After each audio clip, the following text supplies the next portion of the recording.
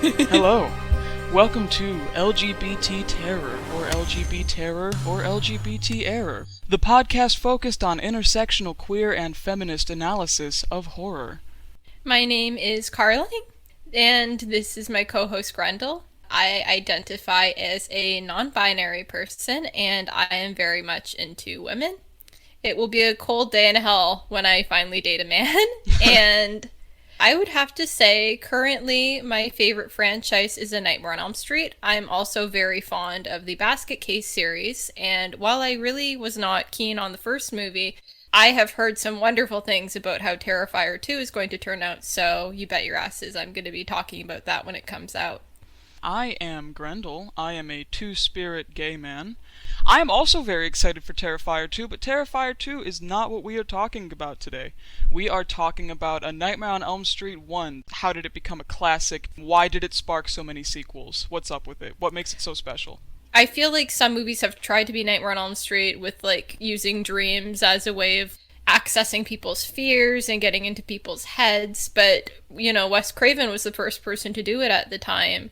And I remember we had a very good conversation once about how mixing the fantasy genre with the horror genre was not really something you saw a lot of prior to 1984. And I think people were kind of enraptured by that. Wes Craven did a good job mixing the mundane, like Nancy's world with Freddy's world, and the collision of those two things, I think, was a very new concept at the time. The characters were also very well acted. You had some big names like John Saxon, and then you had a lot of newcomers like Heather Langenkamp and Johnny Depp. That was his first movie. I totally agree with you. They kind of mixed this whole dream, fantastical, dimensional element of the never-ending story with the raw sort of terror, and I would call it terror, I almost wouldn't call it horror, of Halloween, because Halloween had come out years before that. They took that, and they interspersed it with these older horror movies and some elements of expressionism. You know, you have Freddy posing himself like Nosferatu. Traits that we had come to adore in horror, that people had come to see as signifying characteristics of horror, these memories, these images that stuck with us. They took these visuals and this sense of nostalgia because people were growing up from like the 50s to the 80s, and these were the parents that were introducing now their teenage kids to horror movies for the first time because they weren't restricting anything because it was the fucking 80s. And you just have this, everybody can feel for this, everybody can enjoy this, and Halloween was not like that. I feel like Halloween was the thing that people sheltered their kids from, but Nightmare on Elm Street 1 was just goofy enough and just crazy enough. You have Noodle-Armed Freddy is the first image we get of him, where people felt a little more comfortable sitting down and watching it with their 11, their 12, their 13-year-old than they did watching Michael Myers stab some chick with her tits out. It was one of those horror movies that brought everybody together because you could laugh at it, but you'd still be shrinking away in terror. Oh, absolutely. I remember my mother actually went to see that with a group of her friends when it came out, and it terrified them. They said that it was the scariest thing they'd ever seen at the time. Going off of what you said about how Nightmare on Elm Street is kind of something that families can watch together, that's actually something that Robert Englund himself, Freddy, has commented on. He said that he's had a lot of people approach him at conventions and just tell him that they appreciate how his movies have just given their families an excuse to sit down and like bond over something, and it really took him aback. He said he really wasn't expecting the Nightmare on Elm Street movies to have that impact on people, but that's exactly what they became. And I feel like that kind of ties into how that family thing that the Nightmare on Elm Street series has got going on, intentionally or not, that's what led Freddy to becoming such like an icon in the 80s. Because I don't know if a lot of people know this, but how would I compare, what would I compare him to? What character would I compare him to today? I don't want to say Mickey Mouse. Ronald McDonald, the fucking clown. Ronald McDonald. Freddy was the Ronald McDonald's of the 80s. I swear to God, you could go to the grocery store and you could buy Freddy Krueger bubblegum. That is how universal he was at the time. He was one of our American sweethearts. He was absolutely, in the 80s, like, he had stickers coming out of vending machines and little tattoos, and I have packs of vintage stickers from the screenshots from the first few They're Nightmare. so cute. They're adorable. They're on my computer. And they're, like, from 1987, 1988. For years, him and Jason, they dominated the slasher community. They dominated the horror community, and in a way, Pop culture. they subverted all expectations of what horror was, as this dark little thing that you pushed away, like this artistic expression. And they took it and they made it something very beloved. That influence that Nightmare on Elm Street had, and that Friday the 13th had, and what they kind of built together. Freddy vs. Jason was just a cultural inevitability. And I think that has kind of introduced horror to the mainstream. Nightmare on Elm Street 1 was, if I'm not mistaken, one of those pieces of media that made it less taboo to enjoy horror, to be a horror fan, because everybody could like Nightmare on Elm Street. I feel like if the first one wasn't considered, a family movie right away, which I'm not quite sure if it was, I would have to do more research on it. I actually would very much like to watch the Nightmare on Elm Street documentary, Never Sleep Again. I think it's on YouTube. If it didn't start by the first one, I think by the time 3 rolled around, it was definitely a family thing. There's a real shift in the tone by the time 3 rolls around, not necessarily in a bad way, but just with the way that the group of characters in that movie bond together, like they themselves feel very much like a family. It feels like the series has been building up to that. They kind of take breaks from the horror without taking away the fact that it's a horror movie. Like they'll have scenes of characters just talking to each other. We'll see like the kids hanging out with each other and having fun. And there's that really cute scene where they're all kind of exploring their dream powers for the first time. Like, that's not something you would have seen in 1 and 2. I don't think it takes away from that film. I think it actually adds to it. The series kind of evolved to become, if it didn't start off that way, definitely became that way. Yeah, Nightmare on Elm Street 1 set the tone for the rest of the franchise to become not just a horror fantasy, but a horror comedy. And Friday the 13th, especially from Part 6 onward, also embraced that same sort of just tonal, it carried the same vibe. I don't want to say vibe because I sound like I'm an old man trying to be cool, but it carried the same vibe. I think that was a big indicator that horror wasn't this thing that you had to like shove a dusty VHS under your bed and not let your mom see it. Nightmare on Elm Street was like, yeah, there's tits. You know, who cares? Because here's a funny little man with big spaghetti arms and he's doing a dance while he cuts somebody up. And I think it changed the way people viewed horror altogether, and I think that's a big part of the reason that Nightmare on Elm Street is such a classic. But this is how we talk to each other, by the way. This is normal. We never have a coherent thought going on. There's a lot of ums and hems and haws. Since we're on the topic of Freddy and his stupid noodle arms, what do we think makes him an enrapturing villain? Just right off the bat, this first image we get of him as a silhouette walking down this dirty alleyway, and then he's dragging his claws against the brick, and you're like, oh shit, this guy has knives on his fingers. And then immediately after that, he sticks his stupid little limbs out and looks like a Dumbo octopus. Like, what were we supposed to think? Were we supposed to take him seriously? Why did he capture our hearts? What happened there? I feel like it's the fact that so many of these killers before Freddy, Jason included, and, I do love Jason, but it's like, Freddy is one of the first killers. Like, he was enjoying it. He took, like, a real pleasure in terrorizing these teenagers and, like, butchering them. He would laugh about it. He would crack these dry little jokes straight from the first movie. That was something that's always been a part of him. And it became extremely exaggerated later, which is something we can get into a little later, I think. But right from the get-go, Tina's being chased down this hallway. You see this guy, and you get the impression, like, something is just really off about him. Even if you're afraid of him, I feel like you can't help but feeling kind of intrigued by him. There are characters where it's like they're very repulsive, but it's like a car accident. You can't look away. And I feel like that was the impression that Freddy gave people. Even if you didn't know what to think of him, you wanted to know what he was going to do. Like, it's like, who the hell is this guy? What does he want? Who's this twink and who does he think he is? When you first showed me Nightmare on Elm Street, because I had watched it a few times before. It was one of those things that was always sort of just on the TV, especially when I was little. You showed me it as an adult, and it was the first time I had consumed it again with what I know now, with the worldview that I have now, with the way that I view myself now and what I've been through, and right off the bat I think to myself, well, first of all, this guy's a fucking creep. And second of all, I love him. It's bizarre because he's a fucking weirdo. Even if we are going by the theory, which I like to because I like Freddy and I don't want to think about this too much, but gross creepy shit. Yeah, gross creepy shit because Wes Craven scrapped it for a reason. Even if we're going by the theory that whatever Freddy was alleged to have done was either a product of urban legend or something he was framed to do, or just that he didn't do quite what they claimed.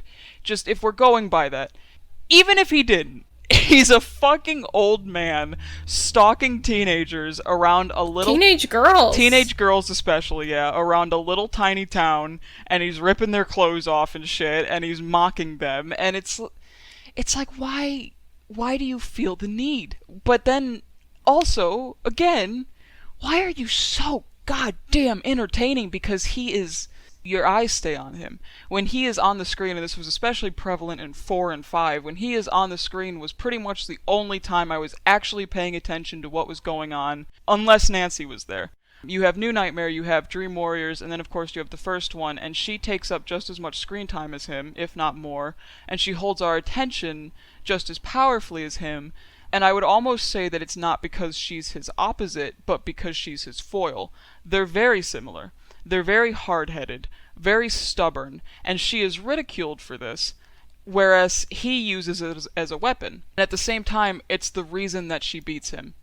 And I love that about them, and I love that about their dynamic, and ultimately what I love about him is that the things that make Nancy so special, and they're the only things that make her special because she has no powers, are the same things that make Freddy fucking insufferable. Mm-hmm. And they make you want to hit him upside the fucking head. I'm sure that there are people out there who think the exact opposite, people I don't really want to talk to, because they think that she's just a brat and he was totally on the right, and I can't imagine somebody actually thinking that, but I'm sure one person out there exists, and if they're listening to this, hey man. Hello. Go fuck yourself. Hello. We don't want you listening to our podcast. You're going to leave an angry comment, and you're going to be like the only person who leaves an angry comment. It's going to have 32 likes. I don't know. He's so obviously ill. And that's really the best word that I have for it, is that Freddy Krueger is sick. He is a sick man, whether he did it or not, whether he was guilty or not, whether they killed him justifiably or not.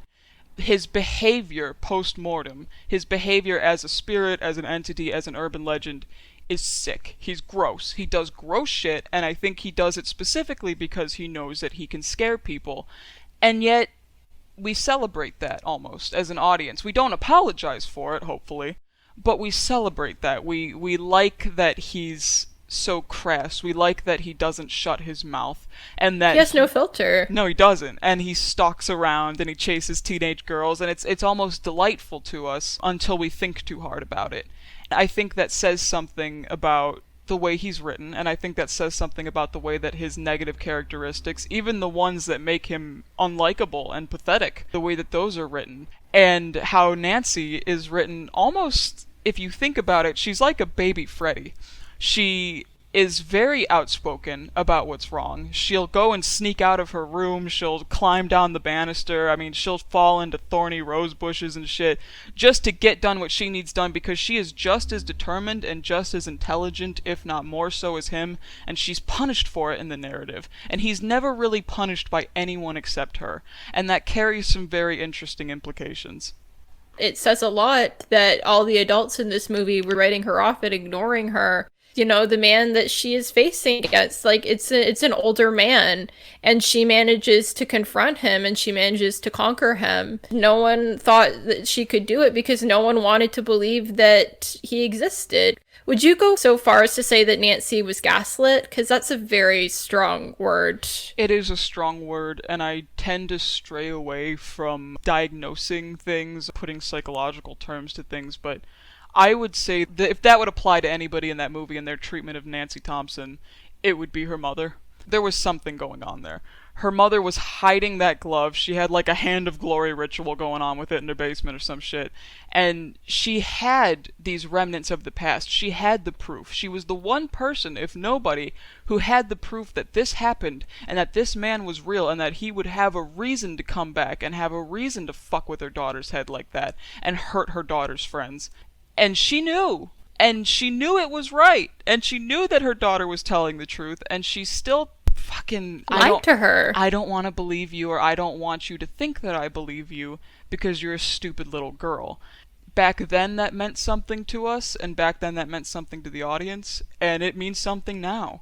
Kids, especially young girls, faced with these predatory forces in their life, so often aren't believed when they come forward about it. And whether you think of Freddy Krueger as a sexual predator or not, again, I don't like to, what he was doing was by definition predatory. This is a little girl, a 15-year-old girl, who is being chased around and having her life ruined by a man in his 30s, or 40s even. I don't exactly know how old he was when he died. And he's... Timeline's fucky anyway. Yeah, none of those movies know what franchise they belong to or what characters they were dealing with. They're like, Freddy says jokes. We'll go with that. Freddy has this power. Freddy has a knife for a hand. And I think that applies, and I think that universally applies, and I think that's another part of why this movie is so signature and iconic to us, to everybody, is it shows us what happens when you silence someone, especially a younger girl, and what happens when you make them deal with something like this alone. Yeah, at the end of the movie, eventually, Nancy was okay, but she was traumatized. I mean, she lost her mother. She had to deal with everything herself, and we see later in Dream Warriors that kind of hardened her in a way. It never made her stop being Nancy Thompson. She's always going to be this compassionate and just good-hearted individual, but it did ruin her innocence. Way younger. She stopped trusting her dad. Yeah. They totally ruined their relationship. Way younger than it should have. And it shows us that this effect of silencing these girls when they're coming forward about, hey, this guy's like fucking stalking me, or just anything remotely applicable to that. When you silence them, when you stuff it down, when you tell women, especially young women, that they have to keep things bitten back, that they have to keep things to themselves, they have to deal with it themselves because nobody's going to believe them, it ruins not only their relationship with themselves, but it ruins their relationship with the people around them, especially the people that denied them. Don Thompson came to his daughter's aid only when she was pretty much on the brink of death. That says something about the believability of parents to their daughters, of fathers to their daughters. I don't think Don Thompson's intentions were as direct and malicious as Nancy's mother's, but I do think that he still exhibited the same behavior. He still erased her pain. He still pretended it wasn't happening and turned a blind eye to it because he didn't want to believe. And that is very much a reflection of things like childhood sexual abuse. Any myriad of issues that kids go through, people don't believe them. I think that has never lost its relevance, and I wish it had, but it's never going to, as long as things progress in society the way that they have been for the past 40 or so years, hell, the past couple centuries. That is just something that is always going to be, a 15-year-old girl and her friends sit down and watch this movie, and they come away with a little more than they thought they were going to from a horror film. Exactly, and it's really interesting revisiting these films, especially the original film, as an adult, because I was also very young when I watched them, and it's funny, the way that we're talking about Nancy, I remember even from an early age, I saw this film for the first time when I was 12 years old, and even then, I felt just this very intense connection with her. I felt very intense compassion for her. I felt really sorry for her throughout the movie. It really hurt me to see what she was going through. Looking back on that, I realized she was one of the first horror protagonists I really felt that sort of relationship with. The first horror movie, if you'd even call it a horror movie, people tend to argue about this, it was Gremlins, and I loved that movie to death, but I'm not going to pretend that I had the same connection to Billy in that movie that I did with Nancy, She's very much I feel like she's very much an audience surrogate that way. She has a defined personality. She was written with a defined personality. If you go and look at the script, Wes Craven describes her as kind of a leader right from the beginning. She is just normal enough to kind of put yourself in her shoes. I think that's why Nancy works so well as a Nightmare on Elm Street protagonist compared to some of the other characters we've seen in the series, because there wasn't enough to them. They relied too much on the audience to project themselves onto them. Like, you kind of have to find a balance with that sort of thing. And I feel like they found that with Nancy. So many of our protagonists following the first Nightmare on Elm Street movie, and I would almost say after the first three, because after the first three is when that franchise started going down, down, down, and then I don't hate 5 or 6. I wouldn't watch 4 again if you had a gun to my head, but God. I don't want to talk about 4. We should just fucking skip 4 on this podcast. If we do it, we should probably just poke fun at it a little bit. We could just do 4 and 5 in the same episode. They're the same one anyway. Who fucking cares? Yeah, honestly. After the first 3 movies, I'd say that the protagonist got considerably weaker because it relied more on archetypes and on visuals, just giving us somebody that we were supposed to think was cool, rather than somebody we were actually supposed to root for and care about and see ourselves in. Now, I think the special thing about Nancy that makes, and the Dream Warriors, to be fair, that makes them so Jesse was pretty alright, too. Jesse was alright, yeah. Jesse and me are tight, but I think the thing that makes them so significant as compared to somebody like Alice, who I'm sorry, I don't see anything in Alice, I don't really like her, is that they're just normal. They're normal kids.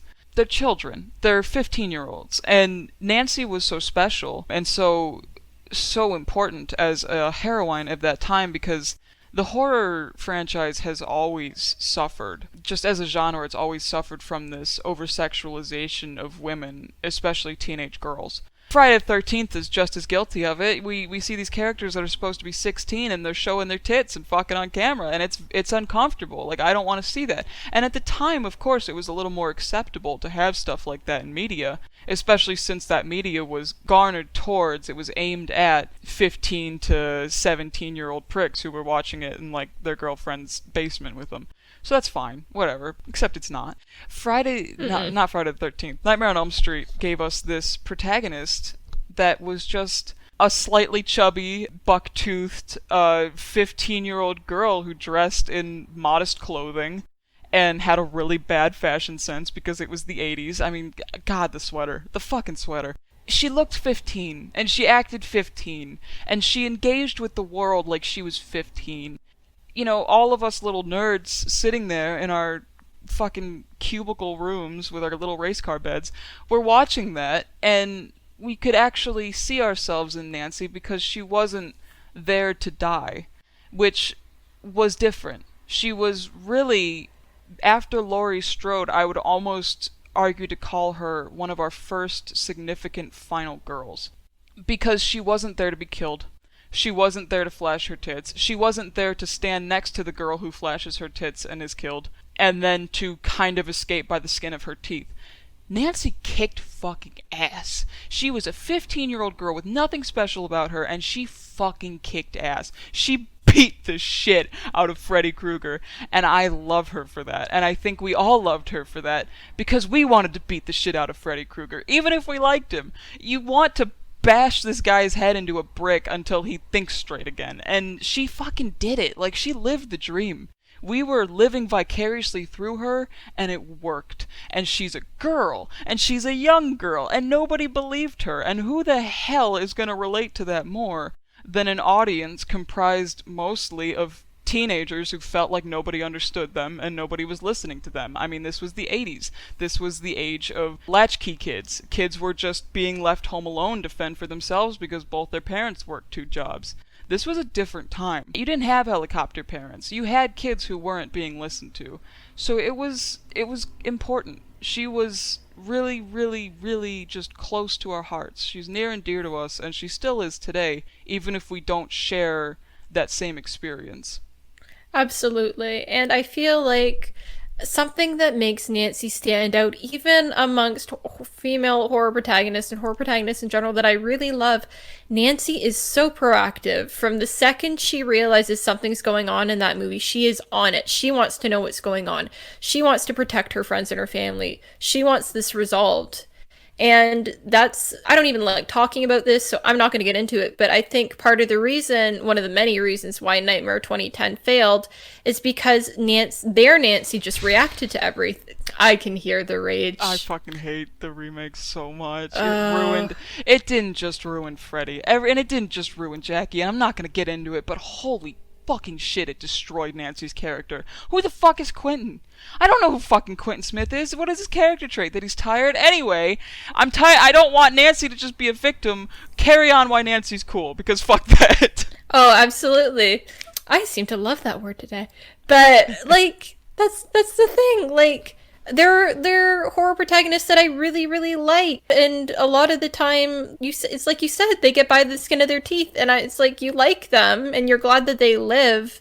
But a lot of the time, it's like something they do at the last minute that saves their ass. Or like, what was the other thing I was thinking of? If it isn't luck or some last minute thing, they're just running away. And Nancy does very little running away. She does some, but it's completely understandable when it happens. She realized when she had to finally stand her ground and do it alone. She realized that it was time to get herself together and grow up quicker than she was ready to. And as tragic as that is for her character, and as tragic as that is for anybody who's ever had to do that, because a lot of us have, it really, I think, touched us. And, I know I'm doing a lot of ums and ands and whatever, but... It's our first time doing this. Please be nice to us. Don't hate us. Neither one of us can think. So... she's locked up, and this is what this ending is to me, this final climatic fight between them. She's locked in this house with him, and you are faced with the final fear, and you're thinking she's either going to narrowly escape, because that's what I'm used to a victim doing, or she's going to break down and cry, because even Halloween 1 made Laurie Strode just break down and lay on the floor and cry. No. She fucking... She told him to go fuck himself. She started MacGyvering traps, set him on fire, and then told him that she knows how pathetic he is, and how pitiful, and how she shouldn't take him seriously, and she just fucking sent his ass into the void, and it worked. And that's what I love about her, is that she stood her ground, and she was strong, and it worked. Even if nobody believed her, she ended up not needing them. It would have helped if she had them, but she didn't need them. And that's really my thought on that, is just, it was inspirational. She was one of the first horror heroines, I would say, that didn't go by the skin of her teeth and manage to land a hit, or a punch, or a stab, or a gunshot. Didn't go running for help. She didn't get any of that. She fucking flamethrowered his ass into her basement and then told him that he was shit on the bottom of her shoe, and he just fucked off. And I love that. Yeah, it saved her. And originally Wes Craven wanted Nancy to save everybody. Like that scene at the end when she goes off with her friends and her mom is alive and well, like originally they were all supposed to live. I'm glad it was didn't. Actually I feel like that probably would have taken away from it. It would have felt like one of those. Cheap. And then she woke up. I hate endings like that. As a writer, I really hate endings like that. As you can tell, I'm a writer, not a speaker. But we're both writers. I'm the channel artist. It's my role. But I don't know, man. I'm glad, and I'm not gonna get too far into the ending until we're done talking about everything else, because I still have some thoughts on Nancy. I am glad that they left the ending the way that it was.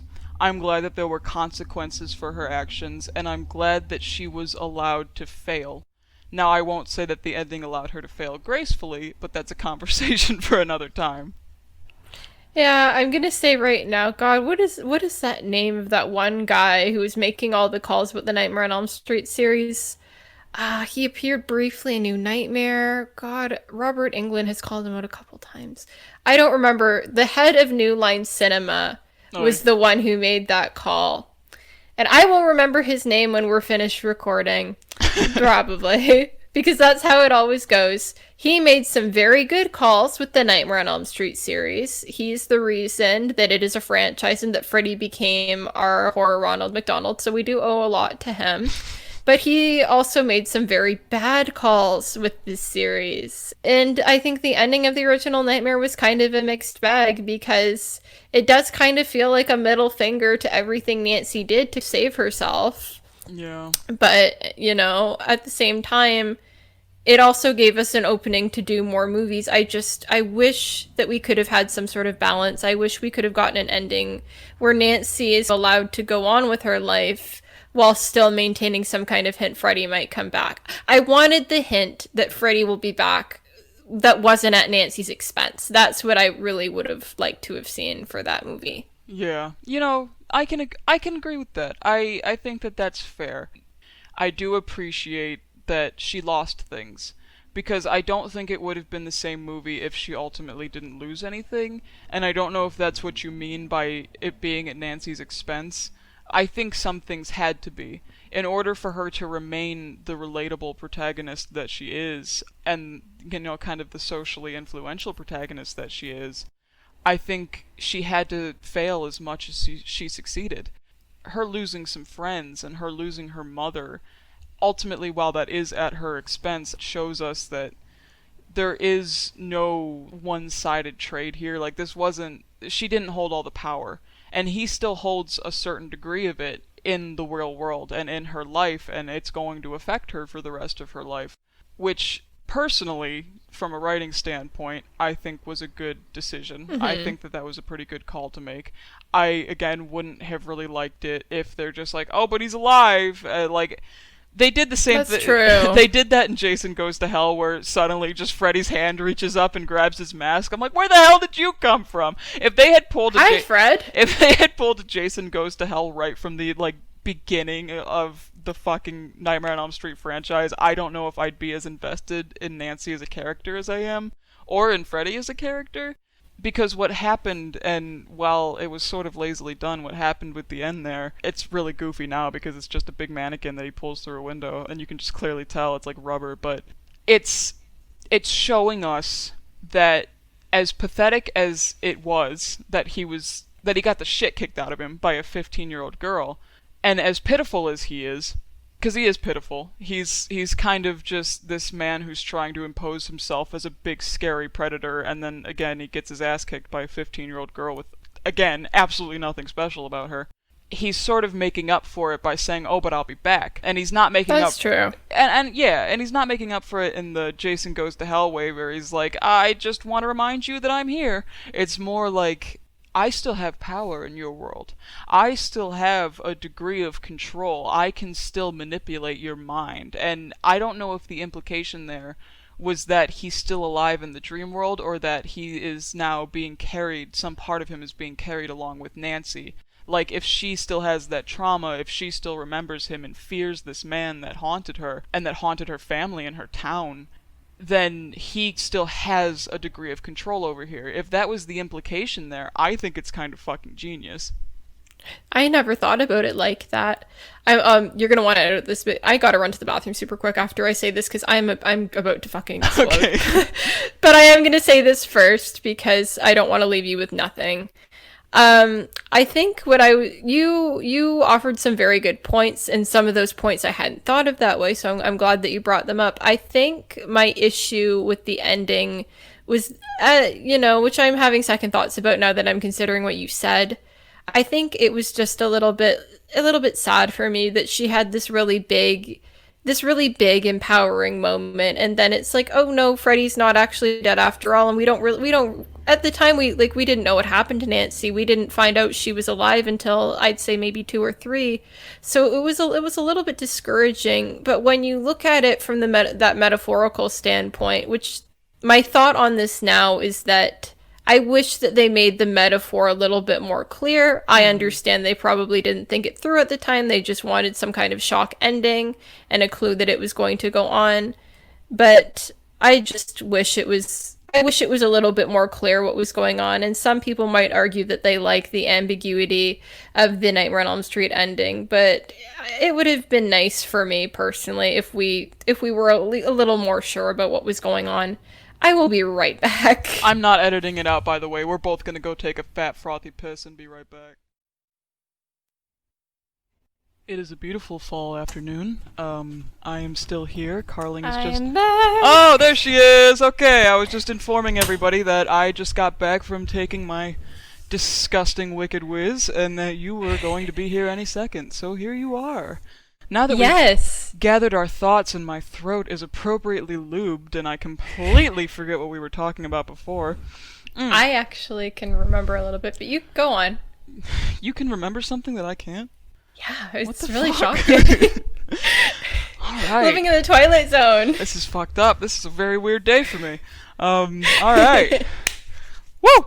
Alright, is Nancy a good example of a teenage heroine? I mean, I know we've kind of discussed this, and I'm gonna do some chopping and editing of the audio later. It's still gonna come out like shit, but does she function as a good role model? Like, is her character developed well?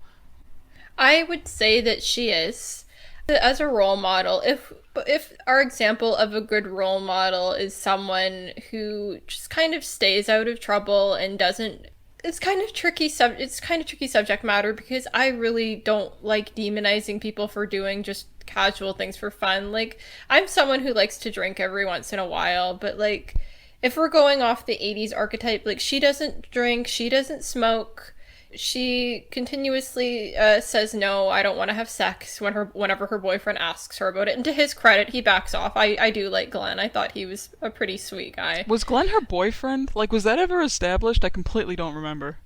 Glenn was her boyfriend. Okay. Surprisingly. Yeah, I don't... you see, I don't... Do you think I pay attention to these movies unless, like, little burnt chicken nugget man is dancing around, thrusting his hips out? I don't. I'm sorry. I'm talking about something, and really what I'm here to be is gay. I'm super analytical about. I remember the weirdest details about things. That's my job here. You're the brains of this podcast, and you're probably going to continue to be the brains of this podcast, and I am this podcast's penis. Anyway, I'm inclined to agree with you in the terms of, like, it's almost like it goes along with that nuclear family. Don't say no to drugs and don't have sex before you're married. Like, yeah, sure, she does great there. But mostly what I mean is...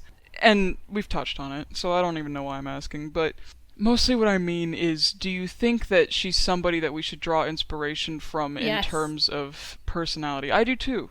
I think that since she's never over-sexualized, since she's allowed to be a 15-year-old girl, and that she's allowed to be like us, you know, when we were that age. We are allowed to see ourselves in her.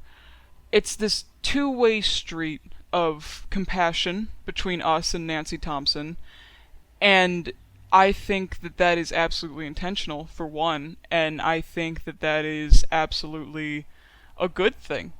I think it's much better if we draw some sort of personal inspiration from her and her behavior and her problem solving than it is if we try and draw inspiration from, and I'm so sorry to anybody who's a fan of Nightmare on Elm Street 4, from somebody like Alice, who, you know, she tried, but she was special. She was special. She's Alice. She's special. That's his Alice voice, by the way. It is my Alice voice, and I don't... What? Her eyebrows. Anyway, I can't Story for another time. I can't fucking deal with that shit. We'll do a stream at some point, whatever. I'll do the Alice voice, but I think it's a lot better for us as just humans to draw inspiration from somebody who is so distinctly human and who is also scared and who is going through the same things that we are, than it is for us to try and draw inspiration from somebody we can't share that same quality with, who we can't mimic, who we can't embody in some way.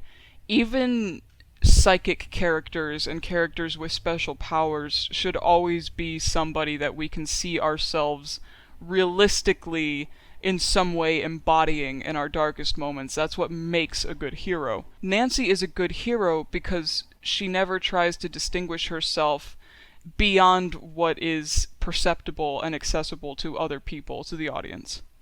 Exactly. Another thing about Nancy, and I'm trying to remember what my thought was. We're gonna have to edit this out. I'm That's very fine. sorry. That's alright. I'm probably not going to edit out half of what we say we're going to edit out, because if people can't accept this, then they can't accept us. Oh God, I'm sure we'll do live streams at some point, and they're gonna be a disaster. I'm really looking forward to It's going them. to be fucking great. Go on. I think that's the thing about Nancy. She isn't, and you brought this up earlier.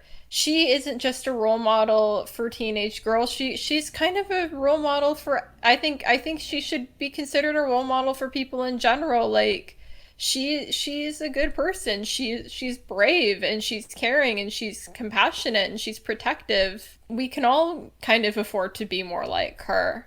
She goes against Freddy too in that, and this goes along with her being his foil. The things that damage her don't take away from the kind of person that she is.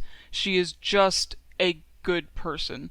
Beyond being a good woman, beyond being a good girl, beyond being a good anything, she is a good human, and she knows how to treat other people well when they deserve it.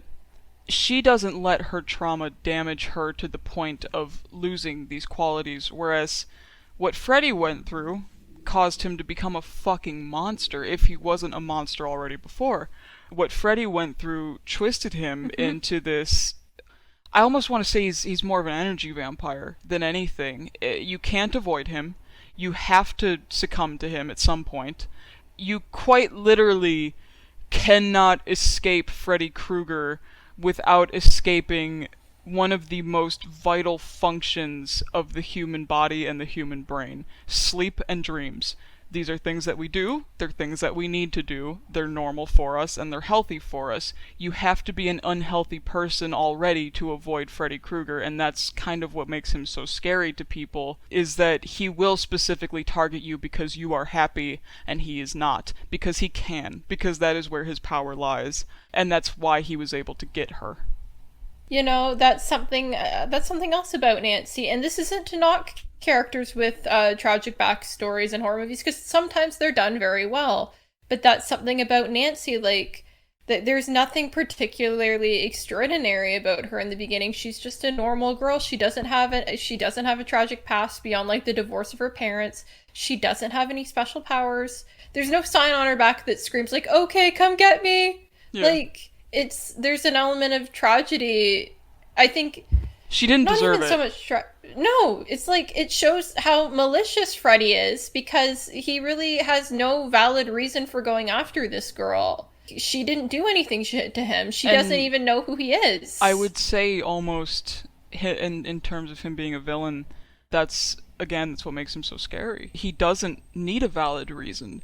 To him, the fact that you have what he doesn't have, youth and happiness and a family, that is enough of a valid reason for him. He uses that to justify ruining it for you. He is the hater of youth. He wants to destroy it. He wants to destroy the future. And in doing that, he targets the most vulnerable people instead of the people who were actually responsible for hurting him, because he knows that targeting the vulnerable will hurt more.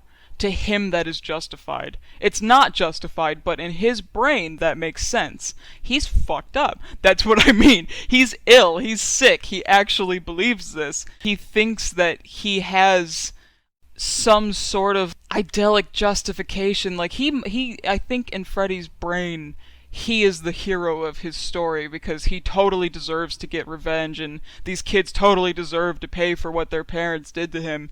And they fucking don't, and he fucking doesn't. Like, he doesn't, hey, he has no right to be doing this, but he thinks he does. That's the terror of the dream demons, and the power that they gave him is that they didn't give him the power to actually avenge himself. They gave him the power to hurt the people who didn't deserve it. Exactly. And I think at Freddy's core, Freddy's major flaw. What's a flaw? I've said before that Freddy's greatest flaw is his pride, and I do think it is. It does play into a lot of his downfall. Why do I keep saying P? It played into his downfall in this movie, which I'll get into in a minute. But it isn't just that. I think Freddy is just, at his core, his issue is that he is entitled. He is such a selfish bastard. He, like, everything, it's all about him. It's all about what's good for him. What's going to make him feel good? What's he going to get out of this? He's Like a man. he doesn't seem to. Yeah, He's a a man. white Yeah, man. he's a white dude. Yeah. Yeah. And it's like Freddy views children as his targets. He sees them as pieces of meat for him to cut into. And honestly, he doesn't seem to view women much better. No. If you're a female and a child, then, like, you're especially on his shit list. You're fucked. I know for a fact Robert Englund has talked about it because I've read numerous interviews where he goes into detail about that. And that ties into just his jealousy of youth. He never got to have a happy life. He didn't have a happy childhood. He thinks Freddy's thought is because I don't have it, why should anybody else have it? If I So had to I'm going to suffer, take it away from it. if I had to suffer, then you have to suffer. And I won't even say that Freddy never had to suffer in his life, because that's not particularly fair. He was a very poor kid. His father, his adoptive father, was abusive. He went through an abusive foster care system. There are insinuations that he was pimped out to older men when he was a little boy. Like, he had a hard fucking life. His childhood was stolen from him, but he also stole Nancy's, and Nancy never went on to use that as an excuse to, hurt children, whereas he did. Anything that hurts or inconveniences him should also hurt and inconvenience others, and he doesn't seem to pay any attention to the fact that other people are already hurting in different ways that he can't understand. He was never a teenage girl, he doesn't know, but he thinks that you have to hurt the way that he was hurting, and that you deserve it because he had to hurt that way, and it's just like, man, fucking go to therapy. Like, stop doing this shit. Shut up. Is there like a dream therapy he can go to or something? I fucking hope so, because I think that in his life, maybe Fred Krueger could have been reconciled with. I think there may have been some reasoning with him, but now he's just so far gone. His power has corrupted him to a point, especially post Nightmare on Elm Street 1, where he just cannot be saved. And I won't say that you can't ever talk to him, or that, I mean, if you're taking Freddy's nightmares into account, he can be a likable guy. I mean, you can enjoy being around him, but at the end of the day, he's probably going to rip your guts out just for the hell of doing it, if he's able to. That's something that is unfortunately enabled to him because of the power that he's been given, because of these abilities that he has.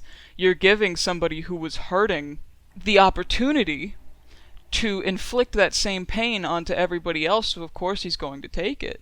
And that is a reflection of certain individuals in our socio-political circle today, which I won't name names because I'm sure we're going to get angry enough comments for the nature of this podcast and who we are. But yeah, I'd say he continues to carry certain commentary on his shoulders when it comes to men and white men, and when not the fact that they never suffer, but that when they do, it's everybody else's fucking problem. Yeah, it's everybody else's fault now, and you have to deal with it. And it's like, no, I mean, I know a guy off the corner of San Jose that you could probably talk to for about $130 a session, but you do you. That's fine, I guess, except it's not. Exactly. And the thing, and just with Freddy, you brought up something that ties in very well to something I wanted to talk about, is that Freddy is being enabled by these dream demons. If we're going off the Nightmare on Elm Street lore, I understand there are people who are probably like, why can't you just talk about the first movie? We're provided with all this mythology, we might as well use it, in my opinion. I'm a character analyst, that's what I do. And I feel like Freddy's never going to be okay again. Freddy was never really okay to begin with, just because of the life that he has led and the life that was forced upon him since infancy. He's never going to be okay. But I feel like the only way you can truly beat him, the only way you can make him less of a threat, you have to take his powers away from him. And I think that's the problem in these movies. The characters are so focused on killing him that none of them really have time to figure out what the root of the problem is. None of them really, when Freddy ends up in the real world, no one ever thinks to keep him there. Because as long as he's in the real world, what is he going to do? Run around and dangle his knives in your face? It's pretty limited. Freddy Krueger is not a roach, he is an infestation. You can kill one of them, you can squash him as many times as you want, really, but you will never get anywhere unless you learn where the root of the issue is and exterminate the hive. And unfortunately, the hive runs so much deeper than him, to the point where you would almost have to isolate it. And I think that's kind of what you're saying, is that you can't kill Freddy Krueger, you have to learn how to defeat Freddy Krueger. And that's also, since we're gonna tie this back to Nancy eventually, I might as well do it now. That's also what makes her such a good foil to him, is that I think she was kind of the first and last Nightmare on Elm Street protagonist, besides the Dream Warriors, who were pretty cool, who actually figured out that, no, I can't get rid of Freddy Krueger, but I can strip some of his power away from him. I can take the power that he has over me, and I can weaken it to the point where he can't hurt me like this anymore. Again, I don't even want to fucking talk about it, but the Nightmare on Elm Street 2010 remake fucked that up too, because nobody took Freddy's power away from him until, I guess, kind of at the very end, and even that's ambiguous, and it lasted 5 minutes at most. It wasn't... I've only seen that movie once, and I'll never watch it again. But it wasn't like this big, climatic, rewarding thing to watch. It was very just clipped. You didn't really get a feel for how it affected him beyond him hiding behind his knives, and I guess there's something to be said for how he uses them as a shield, but that's in every movie. Away from the first one, he's like a cat, like he hisses and he puts his claws up, because that's his power in the real world, is his knives. He only has his knives. He only has this stupid fucking thing attached to his hand, and it used to be enough, but it isn't anymore. He's not used to only working with that anymore. He's used to fucking with your head and having the resources with which to do so, and now he can't really do that because she won't let him. I think the ending's a little lazy with how it interprets, and you know, it didn't carry on that part of the story very well. It took a lot of the power away from her, and I wish that it was able to be what it was without undermining everything that she'd done. I still think it was good to have her suffer loss, but I don't think the implication that he still had so much sway over her mind, even if he was lingering there attached to a traumatic memory. I don't like that so much, because it just reads as damnation. If you're hurt, then fuck you. You're just going to deal with it forever. Also, Freddy doesn't deserve that kind of victory over her. No, he doesn't. And I know, again, we've said this. They're setting it up for a sequel. That's fine. It's a horror movie. But I really wish maybe we should just do a rewrite one of these days. I really wish... That would be a fun concept. Yeah, I really wish that it had just let her retain her ability to be independent, to defend herself, to not be susceptible and vulnerable to him anymore. If they wanted to show us that Freddy was still around, there was no reason to do so in a way that took everything that she had gained and made it seem worthless. She gained control over her life that day, over her dreams and over her ambitions and her future and her youth. She took it back from him.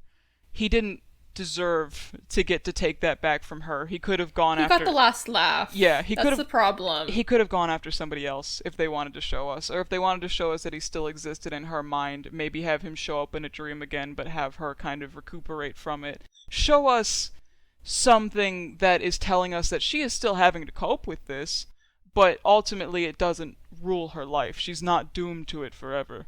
I would have preferred that, and I'm sure they just didn't think of it. I know they were rushing the endings to these movies. No slasher movie has, like, a satisfying ending. I will fucking wait for someone to name one that I can't dispute somehow, because I'm an argumentative bitch.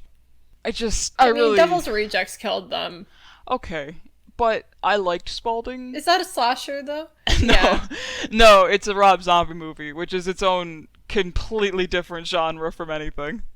Yeah, that's true. That was the only reason I brought it up. I was like, what horror movie had, like, an ending that wrapped everything up? And that was the only one that popped into my head. I would have liked the ending a lot better if Devil's Rejects had only killed Otis, but we're not going to get into that. So, not right now. No, not yet. We don't yet. Like Otis here. We don't like him here. We don't like Otis. To a much lesser extent, we don't like Alice very much either.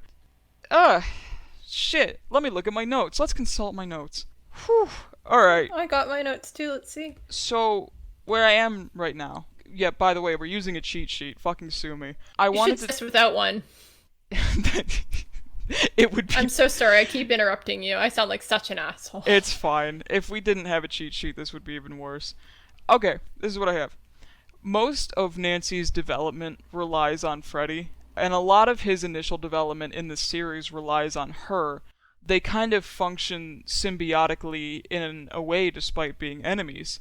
So, what I want to talk about is the significance of Freddy and Nancy's relationship, how they're similar, if that's why they clash, are they nothing alike? I want to kind of juxtapose this hero to our villain, because I, again, have mentioned this, but the things that make her strong but earn her a lot of ridicule from her authority figures, they're also the traits that ultimately save her, which I think is interesting. Her strengths are in a way Freddy's weaknesses. She saves herself with these characteristics that end up getting him killed. The stubbornness, the refusal to lay down and give up. In a way, he also has these qualities about his character, but his are persistent in a manner where all he does is dig himself a deeper hole. He gets himself into trouble. He thinks that he's invincible, and because he thinks he's invincible, he fucking puts himself 6 feet under every single That's time. his pride. Every single time he says, "This is God, I'm God," blah, blah, blah, blah. You're not. You're a fucking sad little man, and the Dream Demons lied to you and told you that you were something that you weren't because you're an angry, sad little man that they could get to do their bidding, you fucking idiot. And she's like, dude, I see you. And maybe they don't. Maybe nobody's listening to me. Maybe nobody in the fucking world is listening to me, but I know what you are. And if nothing else, that's good enough. And it was good enough. For him, that was again, his downfall. Yeah, it was his downfall. His pride and, I guess in a way his wrath. She exhibited more humility, she exhibited more mercy than he ever did, and she knew how to moderate her character traits in a way that he didn't. Whether they be flaw or virtue, she had a better handle of herself and her identity than I think he had in his own, spiel that he has going on, because ultimately Nancy was a person and Freddy's an urban legend. He's an idea, and he only views himself as an idea. He defines himself by it.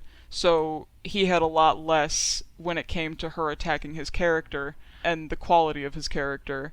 He had a lot less to defend himself with than she would have if he had chosen to attack her that way. In a way, she got back into his head the way that he got into hers. She almost is a baby Freddy Krueger, but she uses it for good and he uses his for evil. They're like two sides of the same coin. And something you said got me thinking. I wonder, because you've talked about how Nancy has learned to moderate some of her personality traits, and it isn't until she's in danger that they really start rearing their head, like her stubbornness and her outspokenness. And Freddy just does whatever he wants, and he says whatever he wants, and he doesn't care because he thinks he's entitled to it. And I can't help but wonder if the way that they're behaving is related to gender. Like, they were both raised very differently because he is a man and she is a young woman. Yeah. He was, I don't think he was ever taught to stifle certain things about him. I mean, part of it, I would say, ties back to the way they were raised. Because I wouldn't even say that he had a better upbringing than she did. We've covered his was shit. Yeah, no, his was way worse than hers. It's almost part of why he's sympathetic. It's almost part of why he's likable to some people. Myself included, I love Freddy. He's an asshole. I love him. I'm wearing Freddy pants. Dude, look, man, I have a Freddy glove on my nightstand. He's all over my room. But he's a total dick, and I almost want to tie it more to the way that they coped with their issues, with their troubles as they were growing up and as they're growing and moving into adulthood. How they handled it and how they were taught to handle it, because that seems like the more likely culprit to me if we're talking about why he deals with things so much worse than she does. I wouldn't say that he ever had it better, But I would say that women are taught to repress their issues more. They're taught to stifle and moderate themselves more. Extremism in emotions is seen as, oh, it's a typical female reaction. Hysteria. Yeah, it's hysteria. It's just hormones, like it's written off as a million different things. Oh, you're dreaming. Oh, you're in a bad mood, or you're on your period, or whatever. I mean, you girls go through some fucking shit.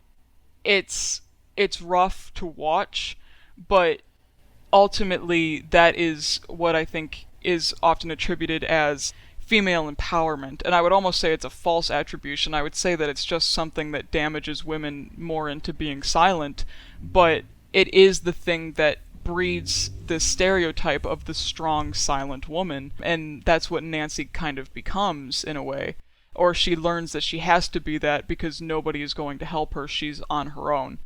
And he is taught to just express everything. Be as fucking crazy as you want. I mean, he had the audacity when he was a kid, and yes, he was very mentally ill, but he had the audacity as a kid to sit there and squash the class pet in front of everybody as they were watching him. So that kind of tells us something about either... Freddie has no impulse control. Yes. At all. He was reprimanded for it, but he was never reprimanded in a way that made him personally feel any shame. He never had to restrain parts of himself and how he felt and how it affected his behavior, solely, I think, due to the fact that he was a man, and at a point because of the fact that he was a grown man. He could be as controlling and as much of a fucking dick as he wanted to be.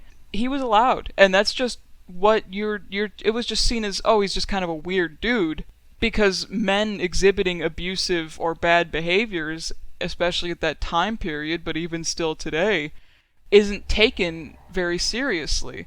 Not by anybody besides the victims, and usually by anybody who has been a victim themselves. I think only people who have been traumatized truly understand trauma, but the way that you deal with it is interpreted very differently based on whether or not you're a man or a woman. Girls have to shut up because nobody cares, and men get to be as loud-mouthed and as vicious about it as they want. And it's funny to me, and by funny I mean very ironic, that the only person that could handle Freddie and Freddie's ego and could take Freddie down was a little girl. Exactly. And, I think another thing is, like, I don't want to just talk about gender. I also want to talk about, like, how different Nancy and Freddie are socioeconomically. Like, Freddie was lower class. He was very poor for most of his life, and Nancy appears to be middle class. Yeah. Upper middle class, like, if that Rose Terrace says anything. Oh, yeah, absolutely. Like, her dad is, like, the lieutenant of the police force. And I feel like that's probably, I'm thinking back on it, and I do have to say, like, Freddie does seem to... I understand that he is targeting the children of the people who murdered him, but I think it says a lot that the people who murdered him were either upper class or upper middle class people. Yeah, I mean, Springwood is You're in Canada, so I don't know if you know how Ohio is, but I lived in Ohio for a long time, and I will tell you something about suburbs anywhere, but especially Ohio suburbs. They are predominantly white. They're very, very, like, stingy about outsiders, and if I'm not mistaken, Freddie is not a Springwood local. He was born somewhere else and came there. Usually, when a child is born in the neighborhood, they die in the neighborhood. Like, it's a weird Stephen King small-town novel-esque sort of thing. Is that your stomach growling? I am so sorry. Okay. Anyway, we're gonna wrap this up soon because you're about to starve to death. I ate, but not enough, apparently. We have the fucking Canadian famine going on over here. But what I'm gonna say is that I can totally see why Freddie has such vitriol and hatred for this community.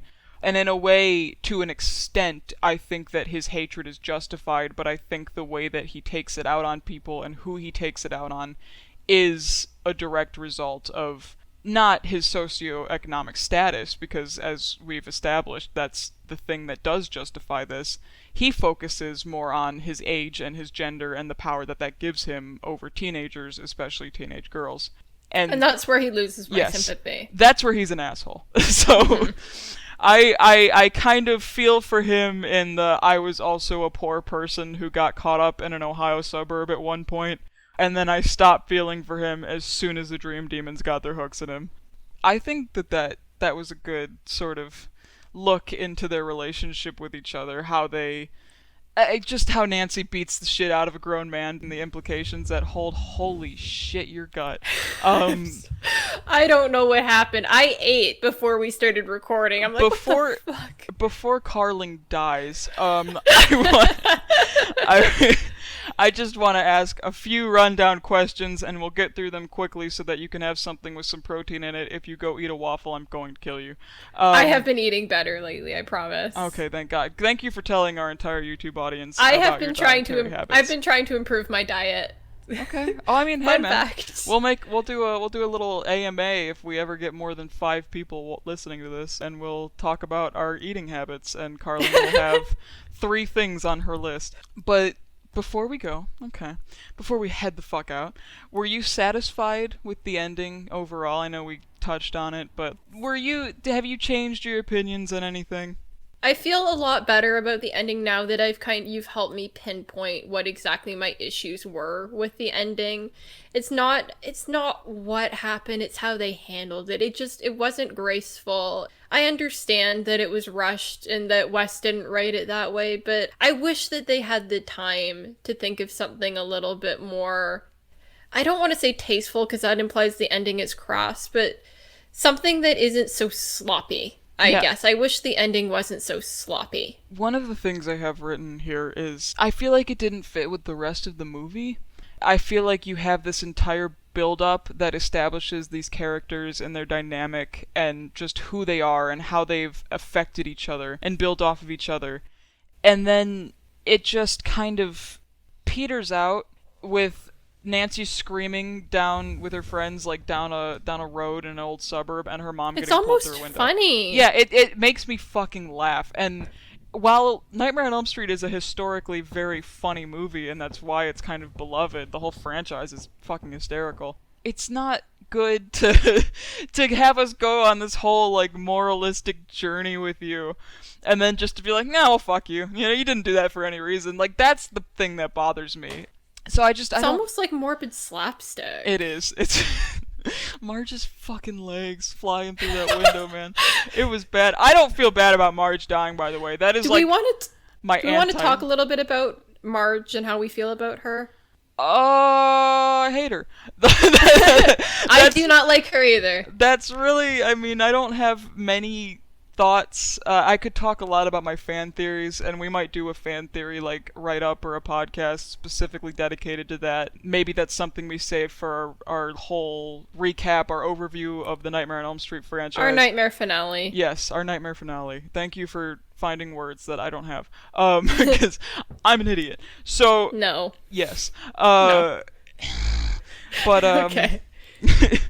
My anti-grievance is Marge dying. I really don't fucking give a shit that she died. I think she was horrible to her daughter, and I think that there are implications that she really wasn't that great to Freddy either, which I will get into my thoughts on how I exactly think she might have been involved with Freddy being framed if he was framed, and, you know, shit like that. Ridiculous shit that goes on in my gay little brain. Why does she have his glove? Why does she live in his fucking house? Why do you have this, Marge? Why does she live in his house? Because listen, Nightmare on Elm Street 6 establishes, or at least implies, that 1428 was Freddy's old house. Why did Marge move there? She's like, I want to steal my funny little glove and live in my funny little house and raise my funny little daughter. She's creepy. No matter what way you spin her, she is creepy. One of the worst pieces of fan speculation I've ever seen is that Marge and Freddy were having an affair. I cannot see him in any capacity liking that woman. She is like the antithesis of anything that he would be able to remotely tolerate, and she clearly fucking hates him. And it's just, she's weird. She scared me more than Freddy did. She did. I remember we were watching this movie and we were like, ugh, every time she was on the screen. She made my fucking skin crawl. She tried to drug her daughter, man. Like, who are you? You're fucked up. You got me fucked up. Dawn, maybe step in and take your kid. Dawn, I know that they never gave custody to fathers in the 80s, but please, Dawn, please, you're the policeman. You're 911. You can help. Grow some balls. Dawn doesn't have any fucking balls. Anyway, we're cutting that part out, or not. It might be a good laugh. Who fucking knows? I'll go back, edit it, and Blooper. post. A little blooper reel. So before you starve to death, because we've established clearly you're very hungry, you haven't eaten in 14 days. You're chained to the bottom of your desk right now. You actually just went to pee in the corner in a bucket. Ew. I'm right. I want to thank everyone for, if you've gotten this far, listening to however long this is, probably 30, 45 minutes with as much as we just had to cut out. This is our first installment of a series that will hopefully get better, with better equipment and us having better scripts and more time to prepare. This was kind of just a thing that we did on a whim. We really just wanted to get it out there. Yeah, I'm out in my fucking garage right now on an old farm, just talking to you guys through a headset, so I would like this to be a little more professional in the future. It might not be. We might end up like our boys over at We Watched a Movie and just not give a shit. Love you guys. Love you.